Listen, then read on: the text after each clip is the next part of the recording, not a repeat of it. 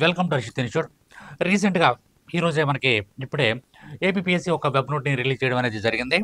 అయితే మనమంతా మన ఈ 92,000 మంది యొక్క స్టూడెంట్స్, యాస్పిరెంట్స్ ఆశించినటువంటి వెబ్ నోట్ వేరు. మనకు వచ్చినటువంటి వెబ్ నోటు అనేది కొంచెం డిఫరెంట్‌గా ఉంది. సరే ఏది ఏమైనప్పటికి కూడా దాని గురించి తెలియజేయాలనే ఉద్దేశ్యంతో ఒక మ్యాటర్ ఆఫ్ 2 మినిట్స్ మీతో షేర్ చేసుకుంటున్నాను.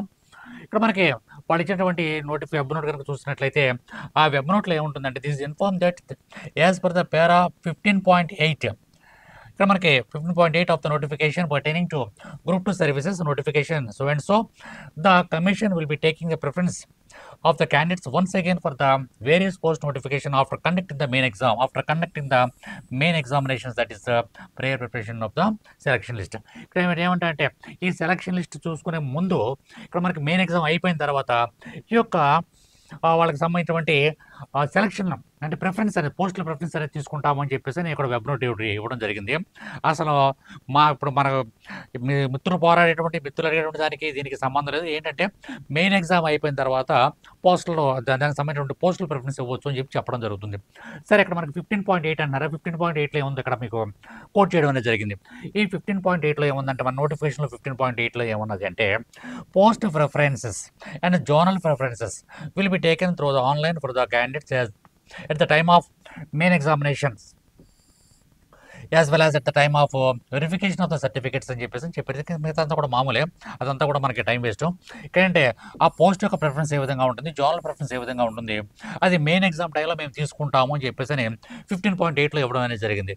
కానీ ఇప్పుడు ఏమంటున్నారంటే మెయిన్ ఎగ్జామ్ అయిపోయిన తర్వాత మీరు ఆన్లైన్లో అప్లై చేసుకోవచ్చు, అంటే పోస్టల్ ప్రిఫరెన్స్ కానీ లేదనుకున్నట్లయితే జోనల్ ప్రిఫరెన్స్ మీరు తీసుకోవచ్చు, తర్వాత తీసుకుంటామని చెప్పేసి చెప్పడం జరుగుతుంది. కాబట్టి ఈ zonal preference, postal preference main exam అయిన తర్వాత మేము తీసుకుంటాము అని చెప్పేసి ఏపీపీఎస్సీ అనేది ఇప్పుడు ఈరోజే చెప్పడం జరిగింది. సరే ఏది ఏమైనప్పుడు కూడా మనమంతా వెళ్ళేది ఒక దారి అయినట్లయితే వాళ్ళు ఏదో చిన్న వెబ్ నోట్ ఇచ్చారు, దాని గురించి కంగారు పడాల్సిన పని ఏం లేదు.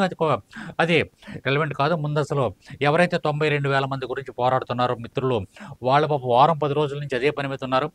వాళ్ళ భవిష్యత్తు ఏంటనేది అర్థం కానటువంటి, అసలు మాటలు రానటువంటి పరిస్థితిగా ఉంది ఇప్పుడు ప్రస్తుతం ఉన్నటువంటి పరిస్థితి. ఇక్కడ మనకి గవర్నమెంట్ పరంగా వాళ్ళ పని వాళ్ళు చేసుకుంటూ వెళ్ళిపోతున్నారు. మనం ఏంటంటే రోస్టర్ని సరిచేసి ఎగ్జామ్ పెట్టండి, ఒక 15 రోజులు పెట్టినా, నెల రోజులు పెట్టినా, 45 డేస్ పెట్టినప్పుడు కూడా అది రోస్టర్ సరిచేసి ఇక్కడ మనకి జార్ఖండ్ పరిస్థితి రానివద్దు అని చెప్పేసినేమో మన మిత్రులు కోరుతున్నారు. మరి ప్రభుత్వం ఏమో ఆ ప్రభుత్వం యొక్క పని, ఏపీపీఎస్సీ పని, వాళ్ళ యొక్క పని, వాళ్ళ విధి వాళ్ళు నిర్వర్తించడం అనేది జరుగుతుంది. ఏం జరుగుతుంది అనేది ఇంకొక మనకి 24 అవర్స్ టైం మాత్రమే ఉంది. ఎందుకంటే ఇప్పుడు ఈవినింగ్ టైం రేపు ఒక్కరోజే, సాటర్డే ఒక్కరోజే ఉంది. ఏమైనా అద్భుతం జరిగితే తప్ప, ఏదైనా ఒక అద్భుతం జరిగితే తప్ప మనకి సీఎం గారు కానీ, డిప్యూటీ సీఎం గారు కానీ, మనకి ఫైనాన్స్ మినిస్టర్ మన విద్యాశాఖ మంత్రి అయినటువంటి మన నారా లోకేష్ గారి గురించి ఆయన కానీ, ఏపీపీఎస్సీ వీళ్ళందరూ కూడా కలిసి ఏదైనా ఒక మంచి నిర్ణయం తీసుకుంటే తప్ప పోస్ట్ పోన్ అనేటువంటి పరిస్థితి అనేది మనకి కనిపించట్లేదు. దరిదాపుల్లో ఎండమావుల్లా ఉన్నది. కాబట్టి ప్రియ మిత్రులారా, జాగ్రత్తగా మీరు వేసేట ప్రతి అడుగు కూడా కొంచెం ఆచితూచి అడుగు వేయమని మిమ్మల్ని అందరినీ కూడా సవినయంగా కోరుకోవడం అనేది జరుగుతుంది. ఈ వెబ్ నోట్ గురించి పెద్దగా ఆలోచించే అవసరం లేదు.